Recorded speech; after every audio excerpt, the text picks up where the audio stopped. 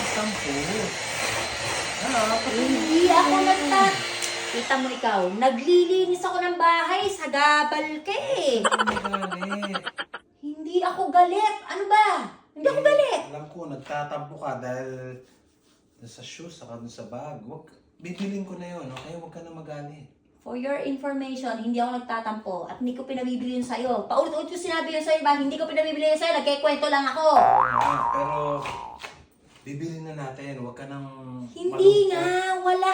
Hindi ako malungkot. Alam mo kung ano, nabibwisit ako sa'yo dahil ang dami kong ginagawa, ang dami kong lilinisin, nagbabacuum ako, sagabal ka.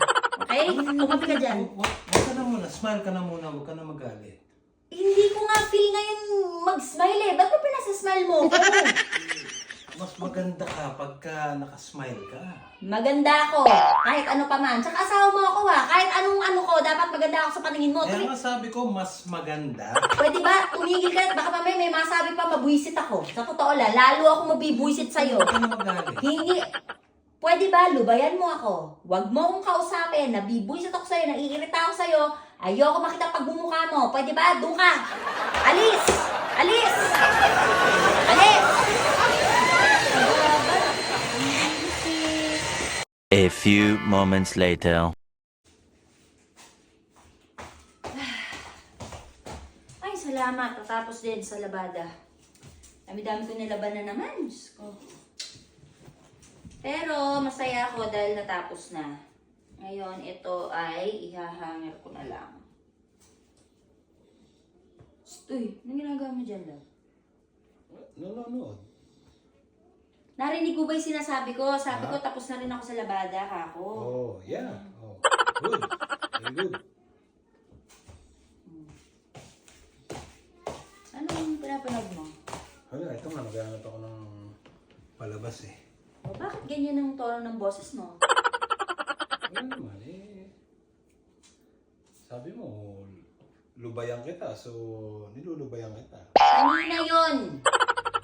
Hindi ko sinabi ngayon na lubayan mo ako. Di ba sabi mo kanina, pabayaan kita, huwag kita pasinin, lubayan kita dahil mainit ang ulo mo. So, sinusunod ko lang kung ano yung gusto mo. Hindi na nga mainit ang ulo ko ngayon eh. Gusto mo mag-init pa ulit ang ulo ko ngayon?